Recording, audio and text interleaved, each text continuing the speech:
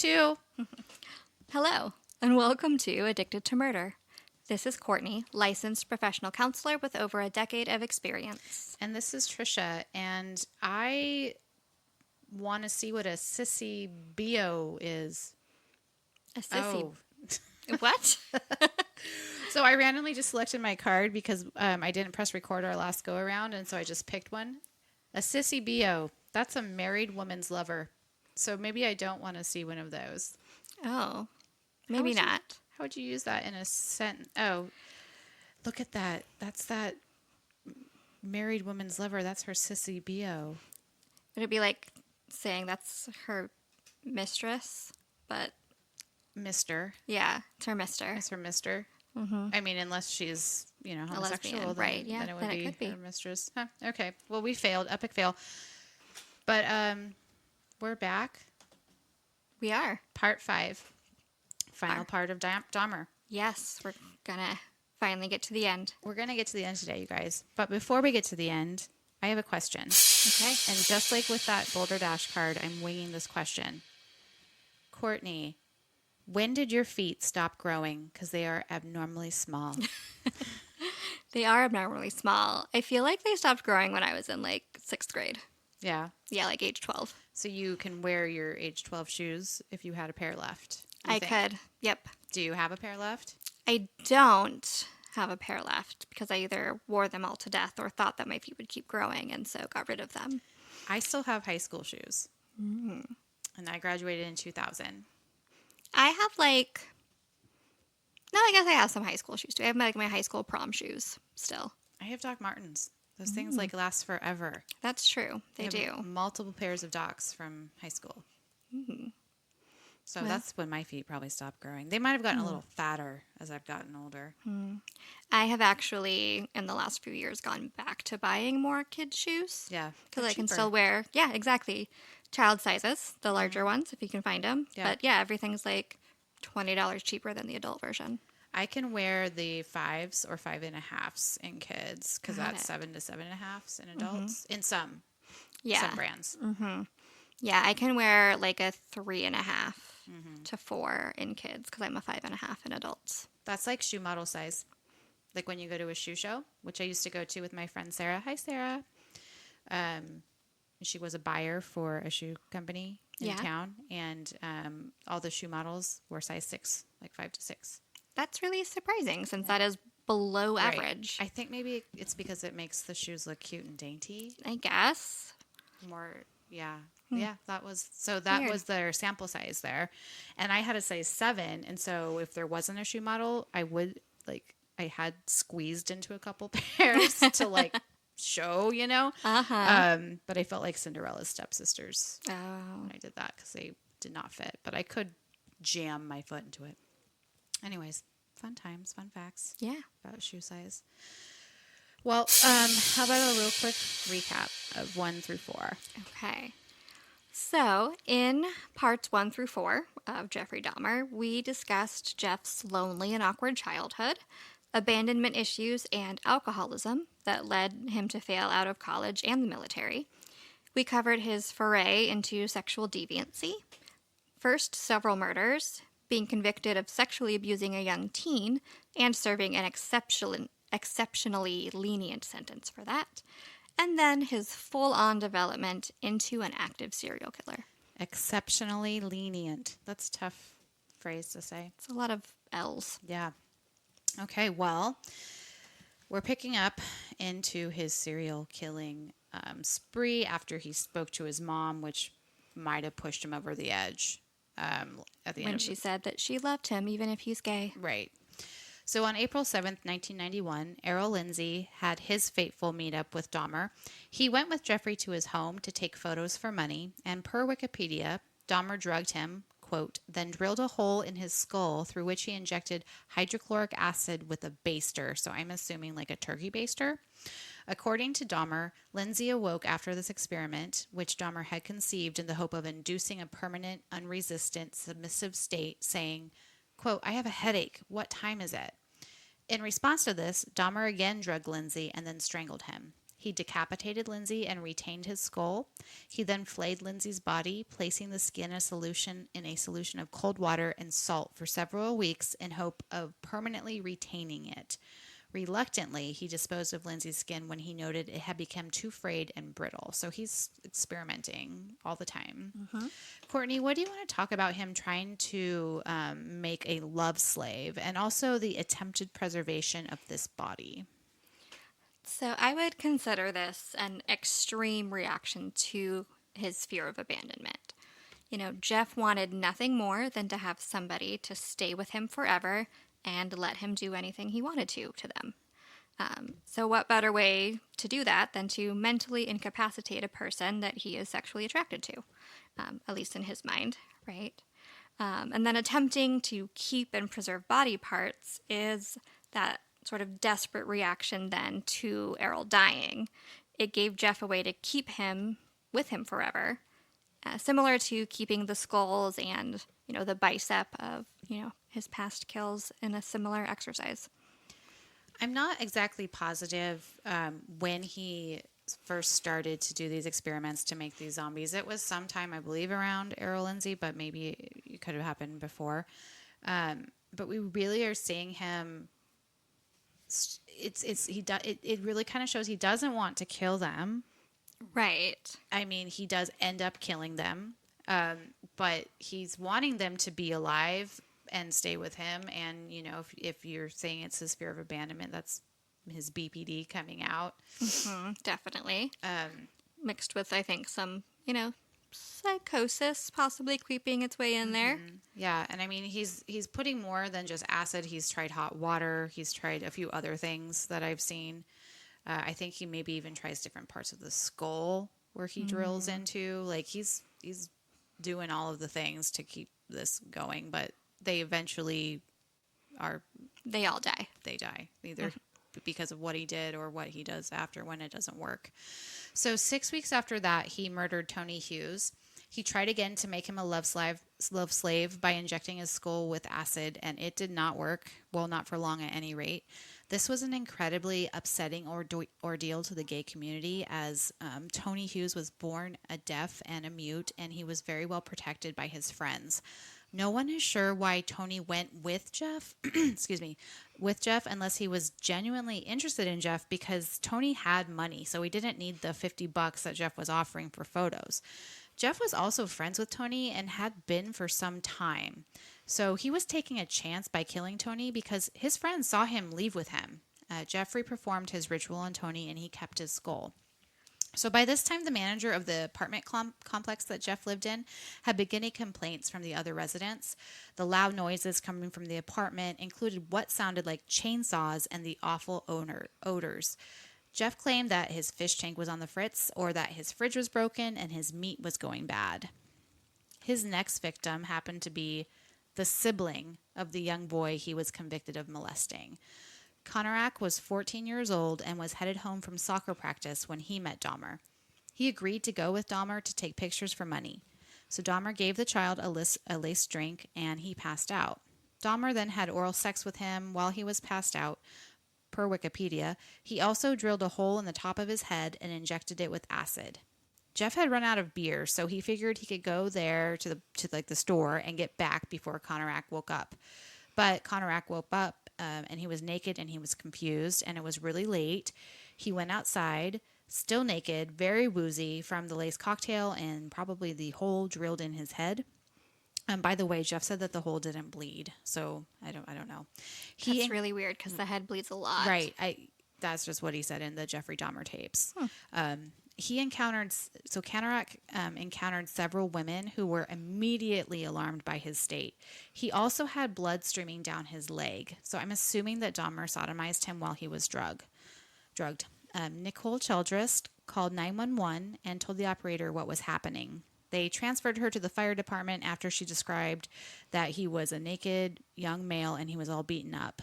Police were dispatched to the scene right away. When Jeff got back from the store, he could see what was happening outside of the window, and he ran over and tried to grab Konarak, but Sandra Smith, who was another Good Samaritan, would not let the child go. Jeffrey told the people who were around that Konarak was his lover. but they still wouldn't let him take him. The cops and the fire department got there then. The cops were basically telling the ladies that they were trying to, who was trying to help, to fuck off. So Nicole, another one, recalls that they, quote, were listening to Jeff. They weren't listening to me. One of them told us to get lost or he'd take us downtown. So they're all telling the cops, this is a kid. This kid is Clearly in bad shape. he's naked. He's got blood streaming down his, he can't make sentences. And the cops were telling them to fuck off, basically. So I don't know if it was a race thing or not. They were black females and Jeffrey's a white male. Dahmer told the first responders that the boy was his lover and that they got into a fight. He told the police that he had IDs for both of them if they wanted to go back to his apartment. Konarak was still so drugged that when he tried to talk, it came out as gibberish. The police went to the apartment where Dahmer explained that he and Konarak were taking photos of each other, and he even showed the police the pictures he had taken of the 14-year-old. The cops noticed the smell of the apartment, but shrugged it off. So they must have forgotten that they were looking for IDs because they ended up leaving soon after they got there. They probably got a little freaked out and were like, I just want out of this place. Tony Hughes's body was in the next room. And when they radioed dispatch to clear everything, they said, quote, intoxicated Asian naked male was returned to his sober boyfriend. And if you listen to this tape, you can hear laughter in the background. And then one of them says something about needing to be deloused when they return to the station. Courtney? Few things in this world make me angrier than when people with the power to stop or help something terrible from happening do nothing. Especially when it involves a child and a very obvious evidence. So, yet again, the police in Milwaukee prove that they do not care at all about the gay community and what happens to them. And it's disgusting. Right. These women were like, dude, listen, this Right. is a kid. Don't give him back. Even if he wasn't a kid, he was in bad shape. Right.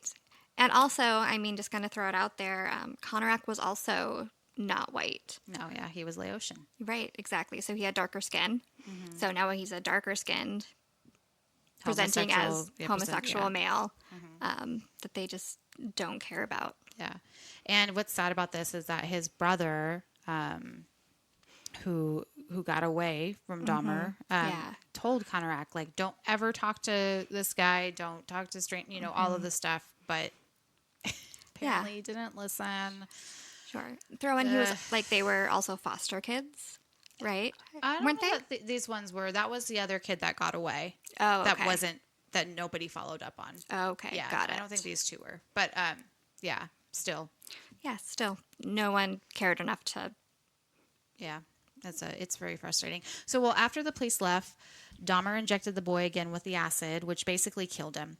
And then he dismembered him. He put Konarak's head in the freezer and put his torso into the 57-gallon drum that he had procured.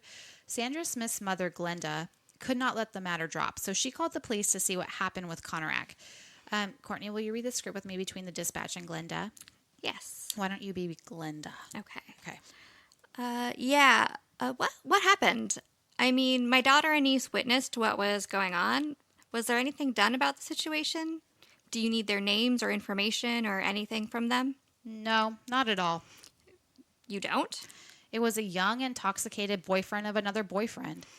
Well, how old was this child? He was more than a child. He was an adult. Are you sure? Ma'am, I can't make it any more clear. It's all taken care of. So, there was follow-up. There was, a little bit. And it was still okay. These ladies, women, people did the best that they could for this boy. They did try. They tried. Mm-hmm. So, eventually 2 officers would be fired for all of this when what happened with Konarak was discovered. So, there was something. Something, yeah. So Dahmer missed work when he was busy murdering his victims, and he was eventually fired. I think I bring this up later, but per the Dahmer tapes on Netflix, he said that being fired was basically the last straw, and Jeffrey started to get pretty sloppy. He was concentrating more on killing and not of the disposing of the bodies. So he was actually at one point showering in his tub with 2 bodies in it.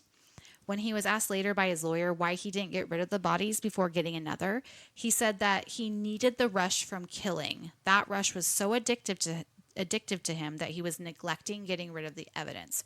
And the smell was getting really bad. Actually, the neighbors in the building were waking up from a dead sleep because of the smell. What do you think, Courtney? So, this kind of intensity of urge increasing is something that other killers have reported, and it does usually lead to their downfall. So, when that urge to kill becomes so addictive and powerful that he does anything he can to satisfy it, right? And Jeff also didn't have his go to fast way of disposing of his bodies living in this apartment. You know, when he was living with his grandmother, he had the basement area, tools, a drain, and time alone when his grandma was out in order to dissolve and then crush the bones of the bodies. Her living there also provided some incentive to take care of them quickly because she would have noticed if there were multiple dead body smells coming from her basement. Yes. But in this apartment, Jeff didn't have the space or the tools he needed to destroy the evidence so quickly like he did before. And I would think that living alone possibly gave him that kind of false sense of privacy to believe that keeping the bodies around wasn't impacting anyone but him.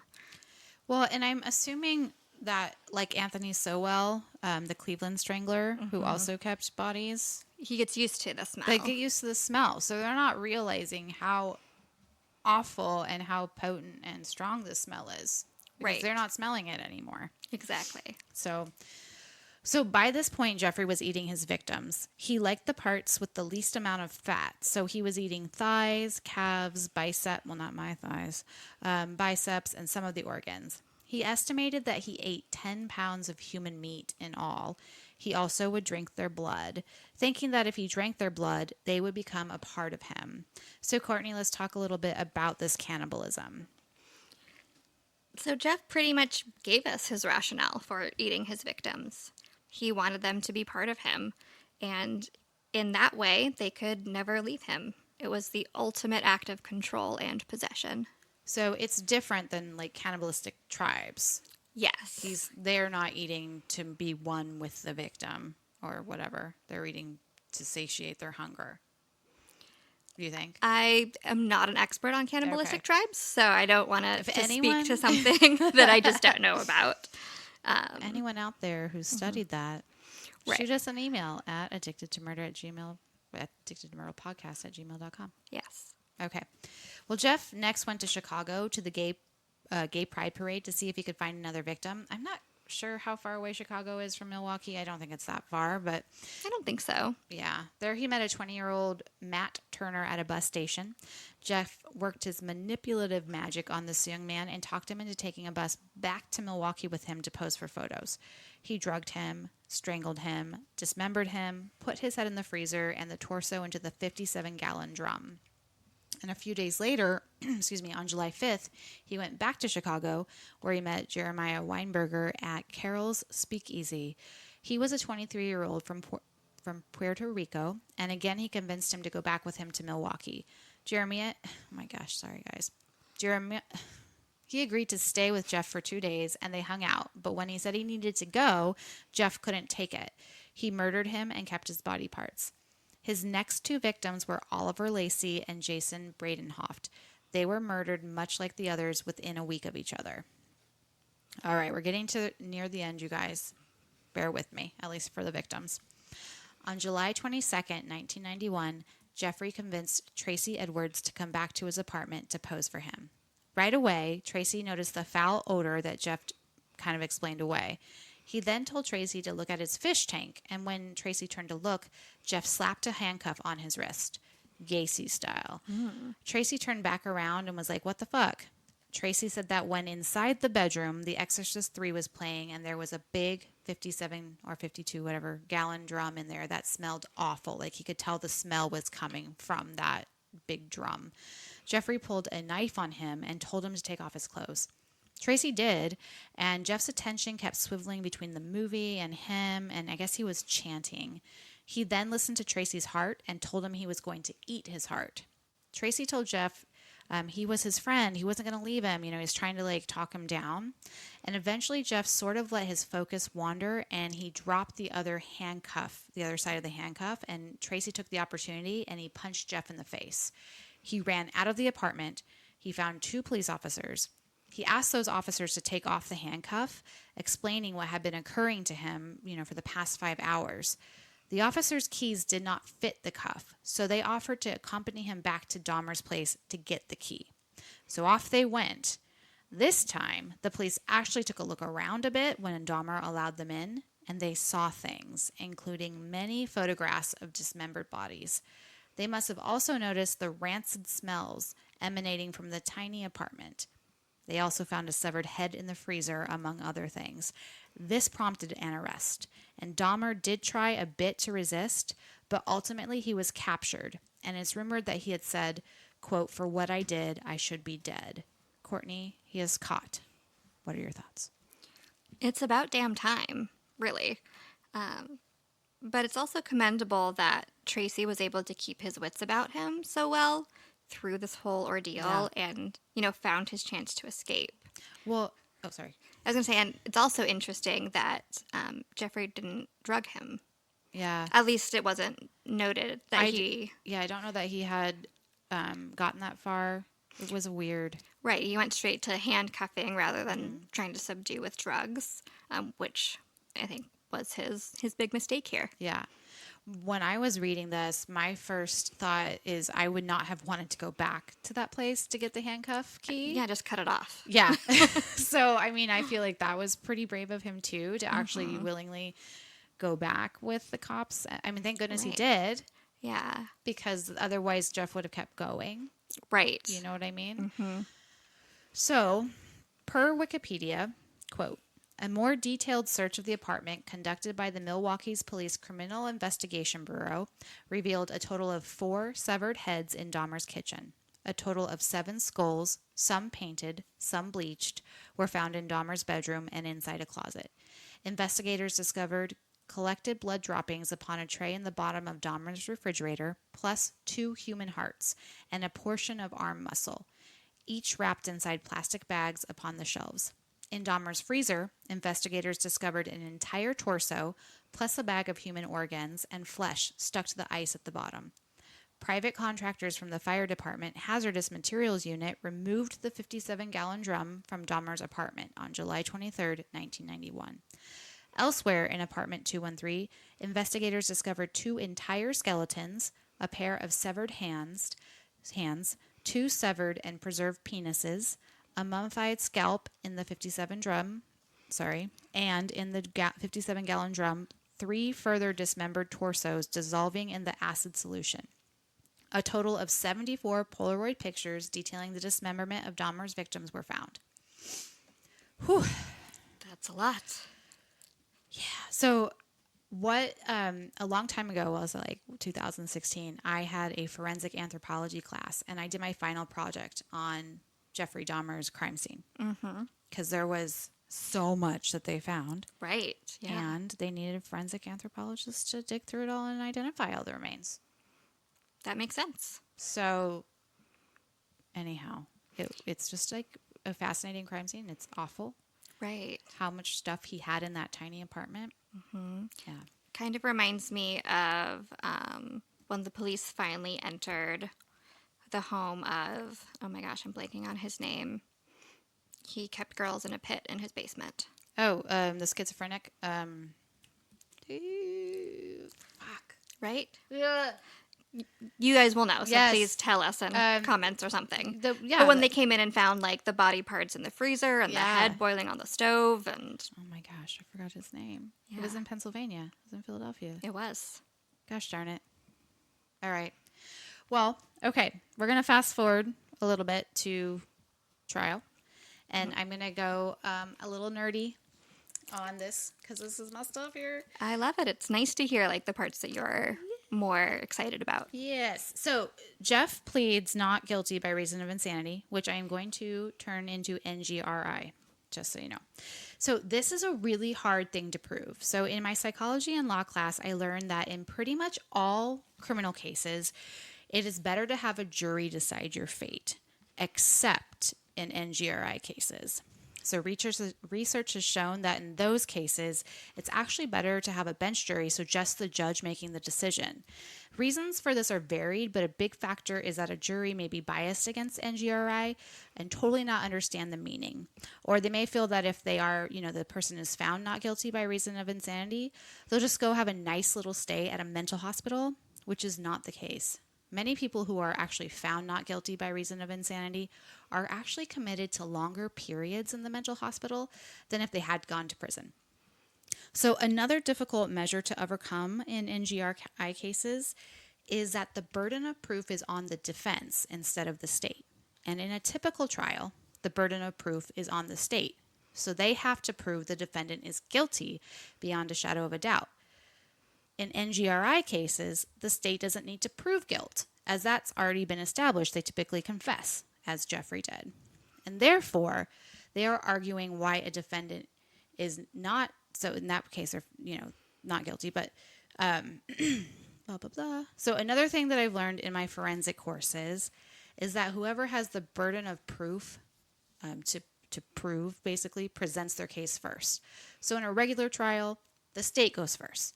Then the defense, then the state wraps it up. But in an NGRI case, the defense goes first because they're having to have that proof burden on them. In appeals cases, again, the burden of proof is on the defendant, so they typically go first. Does this make sense what I'm saying? It does. Okay. Yes. So the defense tried to prove that Jeffrey Dahmer was insane, legally insane. And I'm going to quickly go over the McNaughton standard, which is the standard that many states use to define insanity legally. Quote, every man is to be presumed to be sane, and that to establish a defense on the ground of insanity, it must be clearly proved that at the time of committing the act, the party accused was laboring under such a defect of reason from disease of mind and not knowing the nature and quality of the act he was doing. Or, if he did know it, that he did not know what he was doing was wrong.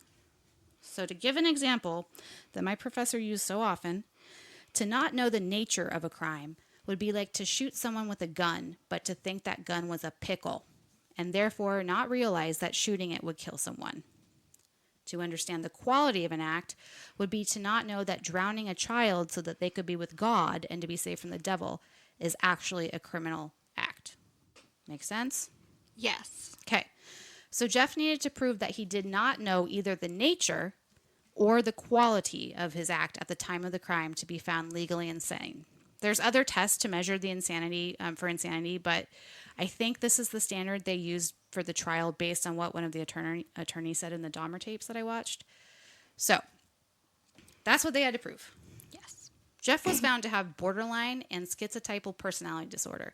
Courtney, we went over BPD. What about schizotypal? I actually think that schizotypal personality disorder fits a lot of Jeff's presentation as well. So it's a cluster A personality disorder, so it's in the odd or eccentric category, where a person displays a pattern of discomfort and or difficulty with close relationships and has cognitive or perceptual distortions and odd behavior. So, per the DSM-5, to meet criteria for schizotypal personality disorder, a person must have at least 5 of the following symptoms. So, ideas of reference, which is kind of notions that everyday occurrences have a special meaning or significance personally intended for or directed to themselves. So an example of this is like when people think that want ads are like sending them messages in the newspaper. And there's not really anything specifically that I know of for Jeffrey to endorse this one, but I wouldn't be surprised either. Yeah. So next is odd beliefs or magical thinking. So example, like believing in clairvoyance or telepathy or, being paranoid with, paranormal phenomena. So in Jeff's case, he believed he could make love zombies. True. Next would be unusual perceptual experiences, like hearing voices whispering their name, things like that. I don't remember reading about any of this, Trisha. Do you know if there was any history of him, like, hearing voices or anything like that? Not in the book that we read. Okay. So maybe not that one. But the next one. But he was so drunk. Right. So it's hard to know, like, what was real or not. Right. The next symptom is to have odd thought and speech. So things that are maybe very vague or metaphorical or overly elaborate, etc. Jeff was often described as saying really weird things and thinking in really weird ways. So I'm sure there's probably some of that in there. He was trying to make like a shrine of bones and stuff, like an altar. I don't know if that would fit in there, because it would give him powers or make his love zombies work better. I think that would fall under magical thinking. Yeah, okay. But it still applies. Yeah. Right? He would have to have suspicions or paranoid thoughts. He did have an excessive fear of abandonment that I would probably say bordered on paranoia. He'd have to have incongruous or limited affect. So basically, his emotions would need to not really match the situations he was in. And his emotions were all over the place. One example of that is at the trial. Like, he was very cool and like a cool cucumber, right, the whole time. Yep, the absence of emotion is also falls into this. Having odd, eccentric, or peculiar behavior and or appearances. So if we think back to him in his teenage years, faking seizures and doing, as the classmate said, quote, pulling a Dahmer, fits right into this. Having a lack of close friends or confidence, except for first-degree relatives. Check. Yeah. He didn't really have friends. He ate them. Right. And he wasn't able to form those relationships and make them last longer than an encounter, really. Yeah. And then lastly, excessive social anxiety that does not lessen with familiarity and is related mainly to paranoid fears. So we suspected that he was displaying some social anxiety, especially in his youth, that was then masked by a whole lot of alcohol. Yeah. So I would say it's highly suspected that he would meet this criteria too. Yeah. So kind of looking back at some of his odd behaviors that weren't explained by the BPD, I think schizotypal could kind of fill in those gaps. Yeah, I agree. And I think that they pretty much all concluded that these were the disorders he had on both sides. The defense tried to show that he did not have the mental capacity during his murders to be found sane. They presented his drawing showing the shrine he was trying to build that he had in his mind to cure his loneliness. He was, in fact, somewhat of a cannibal, and he did try to make zombies. This is insane. That's what they were pushing. The state argued that regardless of whatever mental disorders and various mental health issues he had, he knew what was right and wrong while he was committing the act and after the act. They also called out that he very much knew what he was doing was wrong, and that part of the reason he would get so drunk was to lower his inhibitions to be able to go through with the acts in the first place. So, Courtney, what is your opinion? I can see why the defense tried to use an insanity plea. So many of Jeff's choices and actions were so unbelievable and strange that the general public's opinion and understanding of what is crazy or insane would fit. But using the legal definition, no. Jeffrey knew what he was doing and that it was a crime. He had a clear, pre-planned method, and he took steps to avoid being caught. I agree. Based on the McNaughton standard, neither of those things apply. Yes. He knew the nature and the quality. Yes, what he did. Was doing. The jury deliberated for 1.5 days, and remember, they're just trying to find out if he's sane or insane. That's what they're deliberating on, not guilt. And they found Jeffrey Dahmer was sane when he killed and dismembered several men and boys. Dahmer showed no emotion when he was found sane. After the victims, survivors had their say. So this is, if you guys watched the Netflix show with Evan Peters. Yeah, they kind of verbatim do this courtroom scene. You can find it on there. A lot of the victim impact statements or family members of the victims were calm, but there were a couple where they were very, very angry, which of course they have every right to be. And Jeff was getting screamed at and nearly attacked by this woman. He was just sitting there staring, checked out, or whatever he was doing. He showed no emotion. Right. So, there was no death penalty in Wisconsin. I don't know if they have it now, but at the time they did not have that.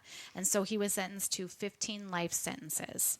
He was sent to the Columbia Correctional Facility in Wisconsin, and he was put on suicide watch, which basically meant he was in a single cell. So, after 2 years in prison, in April 1994, Jeff asked to be baptized, and ironically, the day he was baptized, John Wayne Gacy was executed, and there was a full solar eclipse. He continued to meet with clergymen, a specific clergyman, every week. He had a prison job of cleaning floors, and he was still at this time not in the general population. Everyone thought it was too dangerous, so he was in isolation for those 2 years. He did ask to be put into general population against his lawyer's wishes. So, Courtney, I know I told you this before, but I forgot to bring this up. In the Jeffrey Dahmer tapes, his defense attorney is interviewed, and he was her very first case. Oh, wow. So, yeah, talk about being thrown right into it, straight out of law school. Right. So she got to know him pretty good. So she was on a lot of these tapes, and she's like, yes, he was a killer, but as they're charming, they're manipulative, whatever. She cared for him. She got to care for him. Right. And when he told her he wanted to be put into general population, because I think he was just extremely bored, he said that he needed more stimulation. He was probably lonely. Obviously, Jeffrey does not like to be lonely. Nope. She was very much trying to talk him out of it. She's like, you're going to be dead in a year. Everybody hates you. Like, you can't put yourself in that situation. And he knew that. Everyone told him that, but he still insisted to be put into general population. So he was allowed into the general population, and per Wikipedia had been in a couple altercations in jail. I've also heard somewhere that Jeff would intentionally screw with inmates by making his food look like a person, like in the shape of a person, maybe put a little ketchup on it to pretend to be blood, and then make a dramatic show of eating it. So he was still like pulling Dahmers. Yep. In prison. And, because he did not know how to be a social person. Right. And maybe some people found it funny, but I think some people did not. So in November of 1994, Jeff and another inmate, convicted murderer Christopher Scarver, I think there was one other inmate with them, but they were left alone to clean some floors. And Christopher bludgeoned Jeffrey to death with a barbell. So it's a very ironic end to this serial killer story, because his first victim, Stephen Hicks, was bludgeoned to death by a barbell by him. Right. So his mom said, quote, Jeff, for all that he was a killer, could never defend himself. And witnesses to this incident where he was bludgeoned said that he didn't resist and he didn't fight back at it or anything. Just kind of let it happen. What do you think, Courtney? I wonder if Jeff's request to be put in general population and his provoking actions was part of a suicide by murder plan. Potentially, supposedly, Jeff thought he deserved to die for what he did, but he didn't have any history of suicidal behaviors, really. So I think that he may have been too scared to kill himself, or something prevented him from being able to act on it. And so he just made it easy for another inmate to do it for him. I can't remember which faith it was, but the minister that he was working with and seeing on a weekly basis did say that Jeff asked him if he was too evil to be forgiven by God, and thought he was, and all this. So, I mean, there probably was some of that. It makes sense to me. He knew he was going to go in there. It was taking a big risk. Right. Everyone told him, if you go in there, you're going to die. And if he doesn't fight back, you think of other serial killers that I like Ted Bundy and Gacy come to mind, that they probably would have been okay in their solitary, so more like they were so self-preservation, all about them, right? That you know what I mean. Jeff, maybe it's the borderline thing, didn't seem to have that same drive to stay alive, I guess you want to say. I don't know. Maybe it's a narcissist thing. Yeah. Of course, this is just conjecture. I have no actual proof. No, I mean it makes sense. He knew that, and then he was screwing with people in there, and there were other incidents where he was harmed, before this one, so he knew. But okay, well, interesting. All of Jeffrey. Okay, so this is kind of cool. The community that was terrorized by Dahmer kind of tried to come together. In these are poor people for the most part. You know, they're Right. in the It's- lower poverty range. So all of the crime scene stuff was going to be sold in auction to give to the victims' families. Like they were like, we need to give these people something. We don't have anything to give them. And a millionaire bought up all of it for $400,000, and all of that money was given to the victims' families. And all of those items were taken to an undisclosed landfill and destroyed. So no one Yeah. kept them. Right. You There know. was none of that idolization like with Charles Manson's Yeah. paintings and stuff. Yeah, it was simply a way to get these victims' families some sort of compensation for what happened to them. The building that Dahmer lived in was demolished sometime later, and this happened because the tenants of the apartment didn't want to live there anymore, and they decided that that building needed to be leveled. So obviously this tragedy to lives lost is such a huge, awful thing, but it sort of did bring this community of people together who really cared about what had happened to each other. Yeah. And that is, I think, a really powerful thing. I mean, and also they had to tear that building down because that smell was never going to come out of the walls. No, it was not. All right, done. Yeah, Jeffrey Dahmer. Dahmer's done. You were looking forward to him for 2 years. I was, and now I'm like a little deflated. You know, I wanted to find more redeeming qualities in him. I don't know why. I think it's just because whenever we do someone who's not a narcissist or pure up psychopath, you know, I try to find the humanity Right. and like figure out where it could have diverted and had a different outcome. But he was things I learned about Dahmer that I didn't realize. How racist he was. Yes. How internally conflicted he was about his homosexuality and then using that rage to take it out on that community. How much of a smartass he was. Yep. I don't know. That might be it. What about you? What stands out to you that you learned about this case that you didn't know? So I was not as previously fluent in Jeffrey Dahmer as you were. So a lot of the things that we talked about kind of fed into or was new information to me. But I think the one thing that stood out to me the most was learning just about the depth of the actual abandonment that he experienced from his parents, particularly his mom. Because I think we hear a lot about, you know, so-and-so left and so they felt abandoned and they had this fear. But, I mean, he was literally abandoned by his parents. Right. And he went to great lengths to have someone stay with him. Yes. Now, granted, he didn't want them just to stay with him. He also wanted to have control over them. Right. But, you know. All right, well, what's our next case?